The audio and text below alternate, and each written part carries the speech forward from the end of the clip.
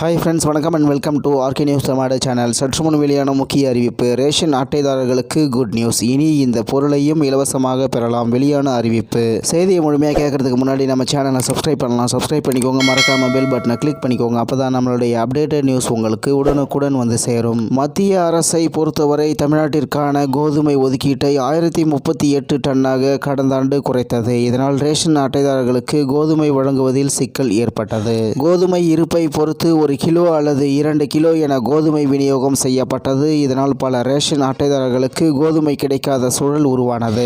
இதையடுத்து தமிழ்நாட்டிற்கு வழக்கம் போல கோதுமையை வழங்க வேண்டும் என்று தமிழக உணவுத்துறை சார்பில் மத்திய அரசுக்கு கடிதம் எழுதப்பட்டது. அது மட்டுமின்றி தமிழகத்திற்கான கோதுமையை உயர்த்தி வழங்குமாறு மத்திய அரசை முதல்வர் மு.க. ஸ்டாலின் தொடர்ந்து வலியுறுத்தி வந்தார். உணவுத்துறை அமைச்சர் சக்கரபாணி, செயலர் ராதாகிருஷ்ணன், உணவுத்துறை இயக்குனர் மோகன் உள்ளிட்ட அதிகாரிகள் மத்திய உணவுத்துறை அதிகாரிகளையும் சந்தித்து வலியுறுத்தி வந்தனர். இதையடுத்து தமிழகத்திற்கான கோதுமை ஒதுக்கீட்டை மாதம் 8500 டன்னில் இருந்து 17100 டன்னாக அதிகரித்து மத்திய அரசு உத்தரவிட்டது. மேலும் இந்த மாதமே கோதுமை வழங்கப்படும் என்றும் உறுதி அளித்திருந்தது. இதனால் பண்டிகை காலம் என்பதால் ரேஷன் அட்டைதாரர்களுக்கு கோதுமையை பெறுவதில் எவ்வித சிக்கலும் இருக்காது. இந்நிலையில் தமிழக ரேஷன் கடைகளில் குடும்ப அட்டைதாரர்கள் தங்களின் விருப்பத்திற்கு ஏற்ப அரிசிக்கு பதில் கோதுமையை இலவசமாக வாங்கிக் கொள்ளலாம் என்று தெரிவிக்கப்பட்டுள்ளது.